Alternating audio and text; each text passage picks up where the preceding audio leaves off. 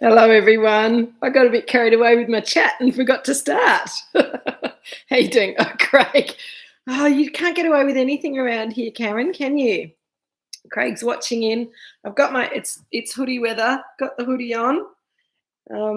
It's been a bit chilly and starting to rain again here. I think we're in for a nasty couple of days. Hello, Nareem. Hello, Craig. Hello, everyone that I've already said hello to on the chat. Yes, excellent. Hello, Barry. How you doing? Glad to see Peter and Karen's have already sent me a photo of their stew. It's a good recipe. If you didn't get a chance to make it for tonight, then do make it sometime because it's really easy and it's really tasty. Polly's here. Hey, Polly. She's a bit sooky tonight for some reason. Bridget and Antonio, excellent. Hot smoked salmon and couscous salad. Yum, delicious. Yeah, Craig, I think you better get home pretty quickly. Karen is set to consume that bottle. And what a beautiful bottle it is. What are we drinking tonight? We're drinking the Garden Vineyard Pinot Noir 2019. Hello, Daryl and Sue. How you going? It is a good drop. How's the Garden Vineyard looking tonight? Beautiful as always, I'm sure.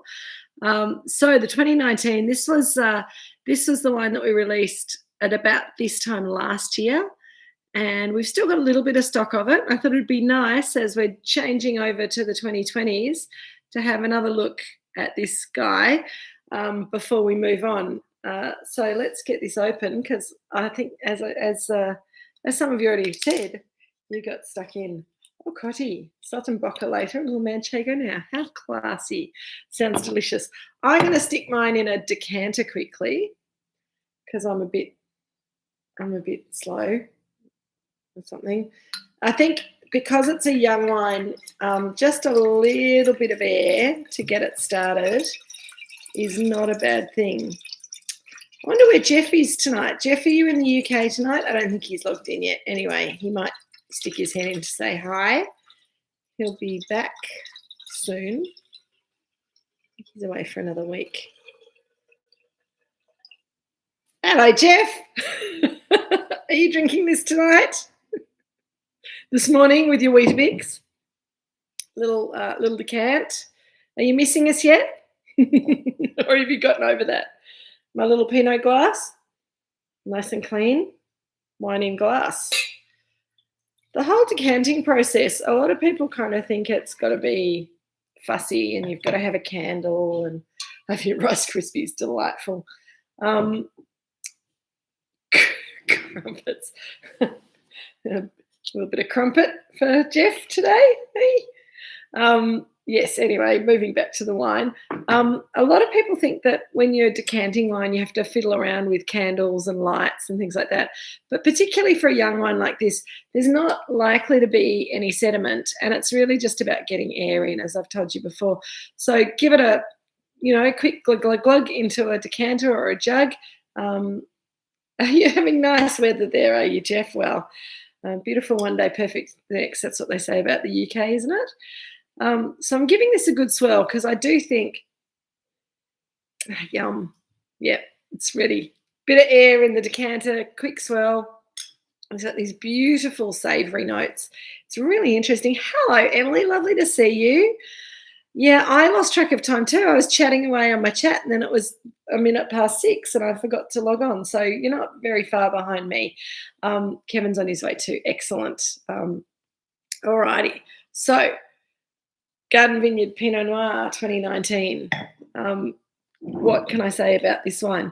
Well, we've tasted it before together. So those of you who tasted with me last year will have an idea of what it looks like, but I think it's in a really lovely place at the moment. It's here comes Richard behind me.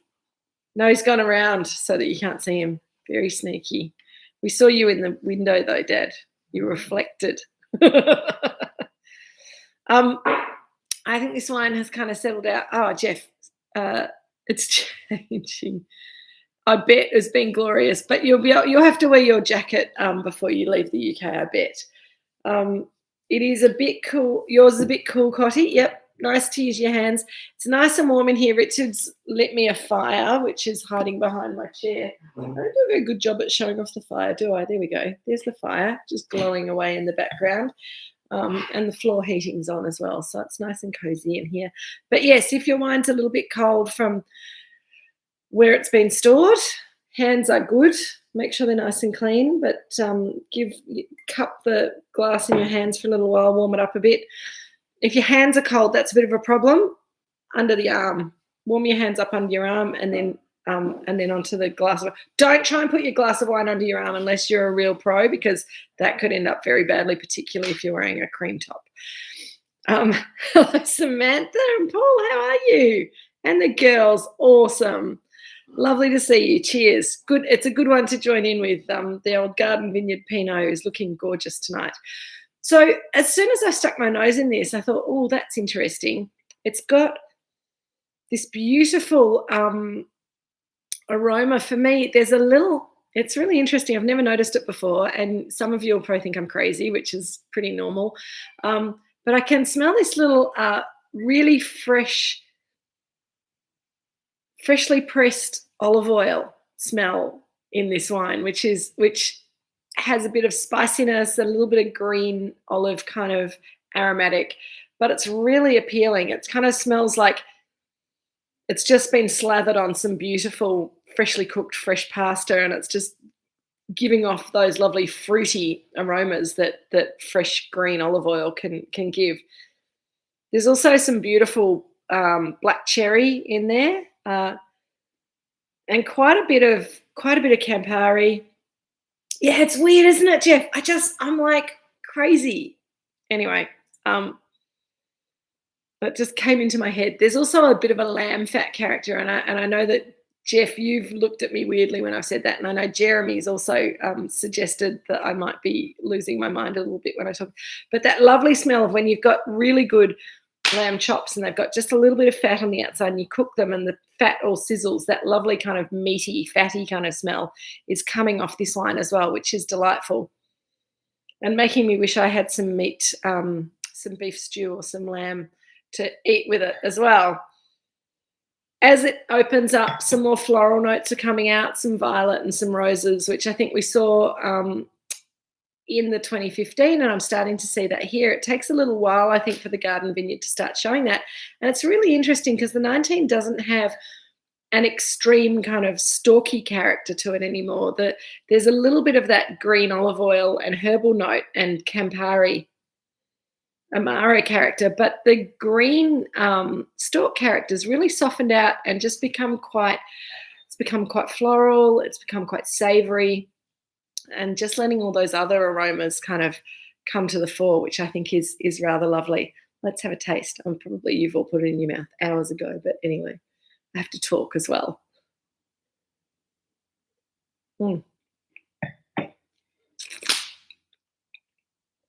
Yum.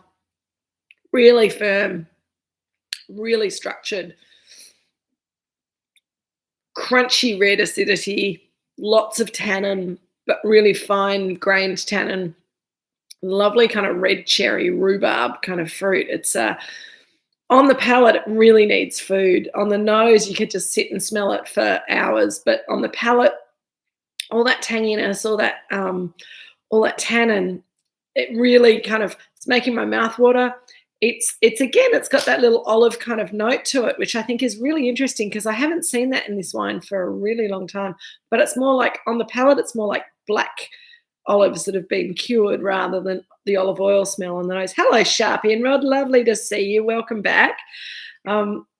It's so nice when, I know life's getting really busy and people kind of come in and out, and it's just really nice when people come back to say hi. It's good.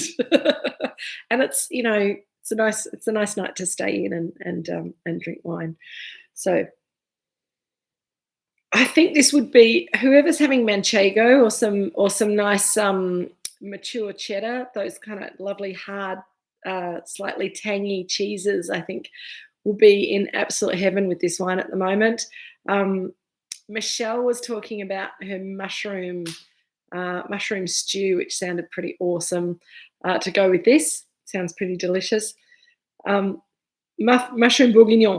A rose character from the Bourguignon. How fantastic. Yeah, I think there is definitely quite a floral character in the wine. Truffle Manchego, Zac and Jack. That's the way to go. Sounds awesome. It's making me very hungry. But you'll see that I'm just constantly swirling because this wine does need to open up a little bit more, particularly on the palate. And now I'm just starting to see some of those kind of maturing whole bunch stalk characters coming out in the wine now, which is really interesting. Sort of roast root vegetables, potatoes and parsnip and celeriac and things like that, roasted in a hot pan. All of those aromas are starting to come to the fore. And I think, yeah, the mushrooms probably in your Bourguignon shell would be bringing out those floral notes as well. So how's everyone been? Feeling a bit, to be honest, I'm feeling a little bit flat tonight, a bit tired. I think it's just, got past hump day and it's been cold and wet and there's been a lot going on, but it's been kind of boring a lot, like lots of emails and not very exciting stuff. So, yeah, been looking for full moon. Is that what's going on, Shell? Thank you. White truffle potato chips, Sam. That's, yum, delicious. Richard's come over to get the wine. Good on you, Richard. I thought you might have been having a dry night tonight. But whatever it is, it's made better by being here having a glass of wine with you guys. So it's it's improved the week no end this evening. And you might have seen with my email from the other day that we're doing a bit of MacGyvering. I don't know if you saw it, Jeff. We're MacGyvering our next box. And people have done really well. No one seems to have had a problem with it so far. Just order box 3 and write in the comments section, box 4, please. And we've had quite a few orders already, all sorted. And your boxes will be coming out to you in the next few weeks. We're just waiting for a new shipment of popcorn. So those of you who are interstate, yours have already gone in the mail, but we're expecting the popcorn any day now. And Pete and the team down here will be delivering the local wine in the next week or two. Plenty of time for when we start in 2 weeks' time. So that's exciting. And we're going to be tasting the 3 single vineyard Pinots 2020 that we released on the weekend. So I know quite a lot of you have either been here on the weekend or you came for the dinner at the end of May, or you're coming for the lunch in a couple of weeks. In a week's time, next weekend, not this weekend, but the weekend after. If you're booked into that, you'll be drinking those wines then. But I think to sit down and drink them together with Drinks with Kate, spending a little half an hour, 40 minutes, letting the wine evolve and open up in the glass, I think will be a really nice way to get into the crux and the details of those wines. Jill's choking to death over there. And Emma, are you all right there, Jill? Okay, good. So Emily, oh, good. Have another sip of wine. That'll sort you out. So Emily, you wanted to know what the dates of the tastings. I do have 3 weeks off, but not for a little while. So today is the 16th, and we're doing this wine, which is wine 5 of this box. So next week we do wine 6 of this box, which we'll talk about at the end of this tasting. Then we go straight on the next week to the first wine in box 4. And we have 3 weeks. So the 30th of June and then the 7th and the 14th of July, we'll be tasting the 3 2020 single vineyard Pinots, Robinson, then McIntyre, then Garden, I think. That's pretty logical, but whatever. And then after that, Emily, I have 3 weeks off. So that'll be the 21st and the 28th of July and the 4th of August. I signed up to do some dinners for an events company that they do some work with Amex. And we've been trying to do these dinners for the last 2 years. And I haven't been able to do them because of COVID lockdowns. And so they're flying me around to to Melbourne and then Perth and then Sydney over 3 weeks Brisbane, sorry, for 3 weeks doing the dinners. So that's going to be a bit tricky. We might be able to slip in a little chat while I'm in Perth because of the time difference. But I just thought if we kind of didn't worry about any of the wines over those 3 weeks, then it wouldn't be too stressful for anyone. But it'll be the longest. It'll be, apart from our Christmas break, it'll be the longest time that we've spent apart from each other for a long time. So I hope that we'll all be able to cope. Yes, Zach and Jack, it's a platinum event, I think, platinum black card event thing. Yeah, they do Grange dinners, but I get to choose all the other wines besides the Grange, and then I get to present them. So it's quite fun. I get to go nice places and eat nice food. Zach and Jack are seeing a little touch of pepper. Cotty, I agree. I'm over the rain. It's very hard to work outside, and the weeds are growing and the grass is growing so fast. I need to mow my lawn, and it's so wet. It's revolting. Anyway, we'll be all right. I think the rain's going to stop on Sunday, maybe for a few days. Oh, Paul and Roz, they're invitation only, I'm afraid, for the Amex events. So yeah, they're not Moorooduc, and we're not tasting any Moorooduc wines either, so they won't be that good. They'll be quite good, but no Moorooduc wines. But I'll be coming back to Brisbane later in the year, and I'll be coming to New South Wales at the end of August. And Perth. Have we got anyone? I don't think we've got anyone from Perth who's online at the moment. But if anyone knows anyone in Perth, it's so exciting. We've just found a new distributor in Western Australia. We haven't had distribution in Western Australia for close to 10 years. And we found a lovely company. And I'll be staying an extra day to do a little bit of work in the trade with them when I go over for the Amex event. But that's very exciting. So if you've got friends in Perth, Anthony, Brigitte, I'm not sure when I'll get back to the sunny coast, but one of these days I absolutely will. Good on you, Craig. I hope that Karen hasn't drunk it all yet. I think you might be all right unless she's really gone hard early. Did you save him some, Karen? There is a little Shell's getting back to the wine. Excuse me. Little tickle in the throat. The wine also draws out an umami meatiness in the air-fried Brussels sprouts. How beautiful, how delicious.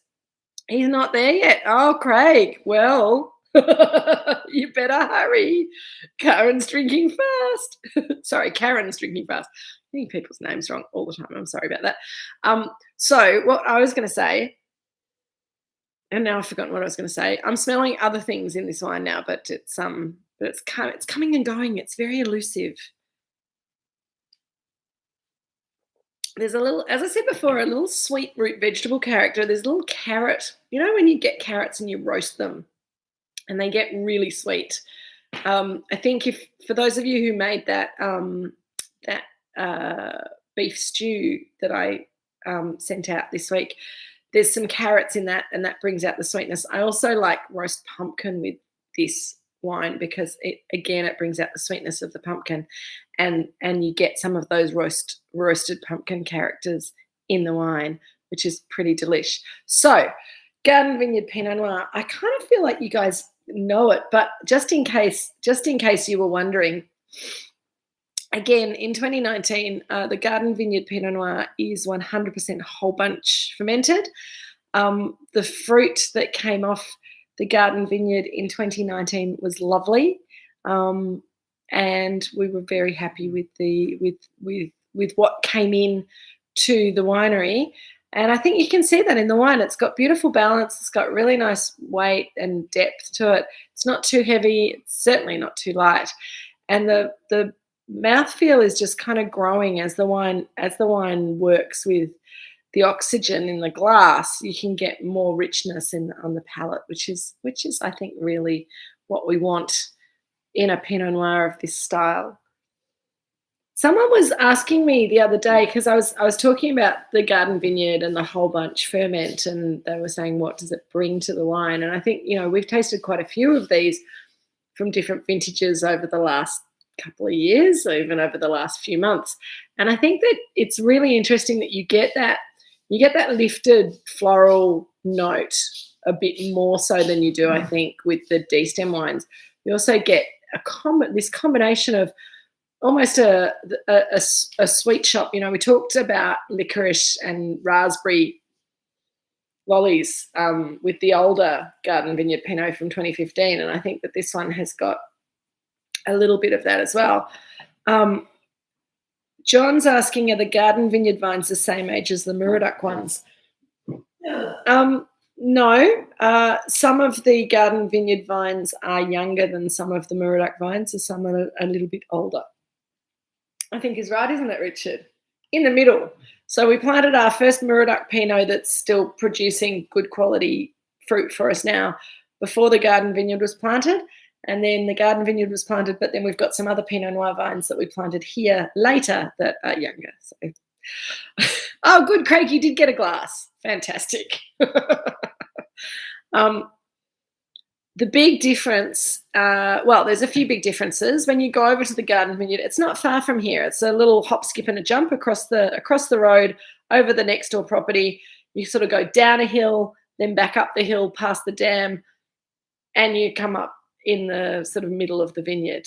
So it's very close, and the soil's quite similar, but the big difference with the soil is that the top soil's a bit thinner and a bit rockier on the Garden Vineyard than it is in the McIntyre Vineyard, and the subsoil has a little bit less sand in it. So the vines have to struggle a bit harder. They take a bit longer to get established, and they don't necessarily find groundwater as easily as at the McIntyre Vineyard. So we do have irrigation in there for when we need it. It's also a vineyard that of two parts. It sort of goes, it faces the house block sort of goes down a slope facing pretty much north, and then it goes back up a slope. So the far block of Pinot, is that Pinot Noir or is that Pinot Gris up there, Dad? Yeah. So at the top. Yeah. Yeah, you probably didn't hear that, so I'll say it again. The Pinot Gris is on the south-facing slope going back up again, and then as it kind of goes over to the top of the hill and across to the west a little bit, there's some more Pinot Noir. So yeah, it's really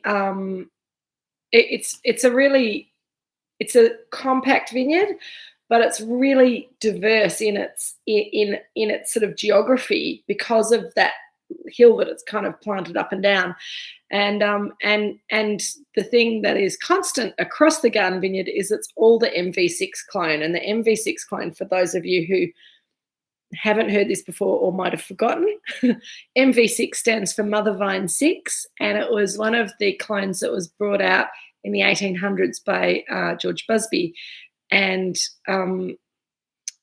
it is believed that this clone came from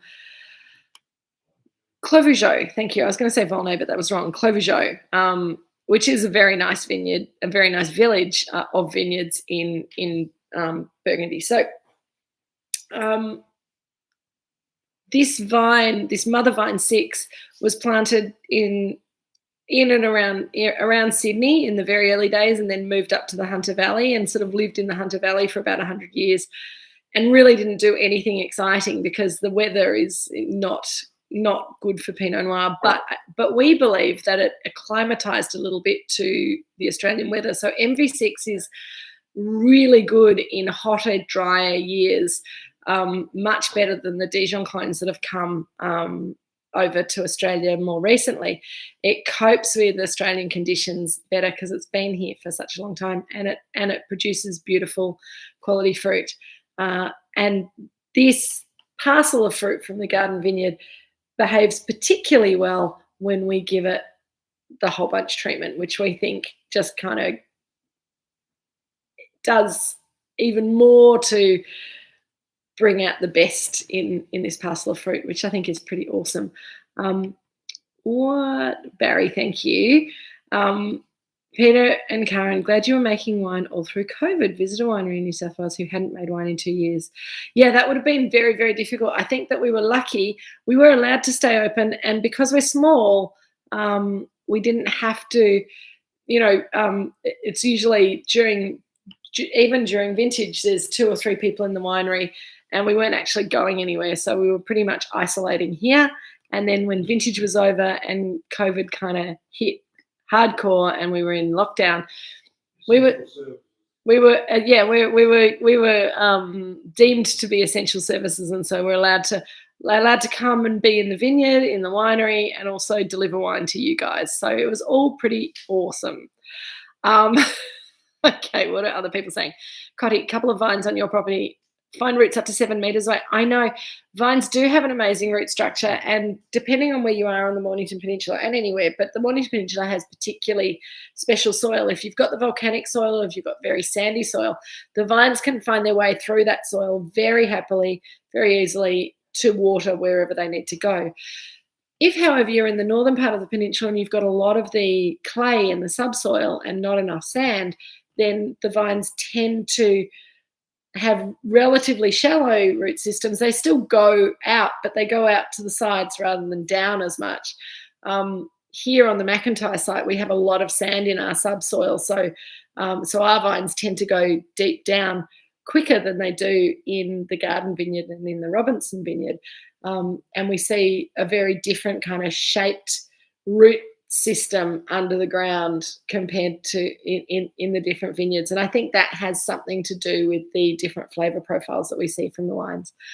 Noreen, you're a smarty pants. D5 V12 fan, are you? Well, isn't that the clone that we pulled out, Richard, from Davis?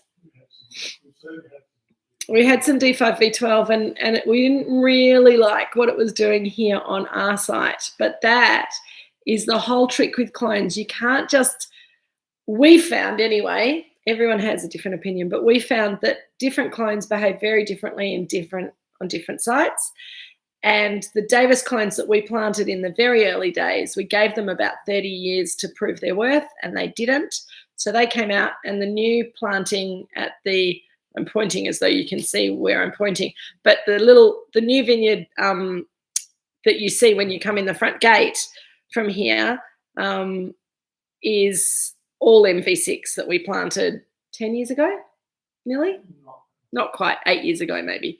But we've had some fruit off it for a few years now, and we're very hopeful that it will be a positive addition to the Moorooduc fruit source.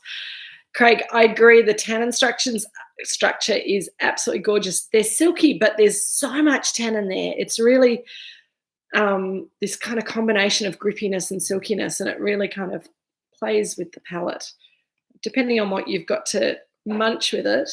Has Karen kept you some snacks as well, or just on the wine at the moment? Because I know Joan usually does the snacks, so I don't know what happens in your household when you don't have Joan to do the snacks. I'm sure you make do. It's too much wine chat. No dinner for you. Oh well, Craig. At least you got a glass of wine. Shell, poor old Reggie is up on his wall. You can see. So hang on, where am I pointing? Okay, there. At that door, there's a wall. And Reggie sits up there at night. You can't see him because it's dark, but he's there already. He hates this weather. He's very cranky because no snacks. I wondered whether that was the case. That's very sad. I think, Joan, you have to come home immediately, or at least for next week. So yeah, Reggie's very cranky. He hates the wet weather. He hates the cold, and he's been blown off his wall with the wind a couple of times already this winter, and it's not even July yet, so he's not very happy. Polly's happier because she's in, although she said to me that Jill didn't give her enough dinner tonight, which I don't believe, but she's she's being cute and a bit sooky. But yeah, poor old Reg. But on the good news front for Reg, his tail's starting to grow back, so he'll be looking magnificent again in a couple of months, which is always a good bit of news for him. I can also report that the cockatoos have been fairly scarce. We've got a gang of sulphur-crested cockatoos that have been coming for breakfast every morning, but in this rainy weather they don't come. So that's a bit sad. We have a possum who's decided to climb out of the roof to eat the cockatoo's seeds. So the seeds are not going to waste, which is nice to know. And also one of the cats had a fight with the next door neighbour's black cat that comes visiting today. So that's really all the updates on the animals for today. We also have, I'm very pleased to announce, and we don't have them on any of our platforms yet because Jeff's on holidays and nobody else knows how to work the back of the website, but we have some Drinks with Kate t-shirts that turned up the other week, and so they're cream t-shirts with the Drinks with Kate logo, this logo, and they're lovely, and we've got them in all sizes at the moment. So if anyone wants a Drinks with Kate t-shirt, you can. No, it's Jill Doolittle, actually. Jill and Richard Doolittle, Zach and Jack. I'm allowed to look after the animals when they go away on holiday, but they don't go away on holiday for very long or very often because I'm not trusted to look after everyone for too long. But yes, it is quite a zoo here at Moorooduc these days. As well as the Drinks with Kate t-shirts, we've got new colours of the Wild Yeast t-shirts, and I'll bring them out next week to show you because they're fabulous. We've got a burnt orange one, we've got a sort of a putty coloured one, there's a green one, and what's the other colour, Peter? I can't remember. Grey, maybe? Anyway, they look very cool. Oh, is there a yellowy one? Anyway, sorry, charcoal. Yeah, charcoal. So we've got new merch is the important bit of news. We also, for those of you who came to say hello to me last Saturday at Red Hill, thank you. It was so nice to see some friendly faces, even if there were friendly faces that I've never seen before. You knew me, and that was the most important thing. That was cold. For those of you who weren't there, I don't know what I've done to deserve it. I've obviously been a very bad girl somewhere along the way because I got stuck next to the open door as gale force wind chill factor of about minus 30 degrees blew through the room. So Jeremy and I managed to pour wine for 5 hours and we got home and managed to thaw out. So that was good. But we kind of feel like life has just come down a little bit, which might explain my little case of flatness this week, because maybe I'm just exhausted. You know, all this doing stuff and not being locked down anymore, it's crazy. So I hope you guys aren't working too hard and I hope you're all having fun. I know that some of you have either been on holiday or are going on holiday or are away, so that's pretty good. Oh, Nareem, thank you for popping in to see Nigel on Sunday. Good taste of the new Pinot releases. So good to taste them at Celador. Then you can just kind of revel in them while we taste them together over the next few weeks after next week. That reminds me, what are we tasting next week? Where's Nigel? Oh, no, Nigel's out tonight. I don't have anybody watching my back. So I'm completely out of control tonight. But that's okay. I can just keep talking away while I wait for the shop to load up. How's the wine looking now? It's opening up nicely.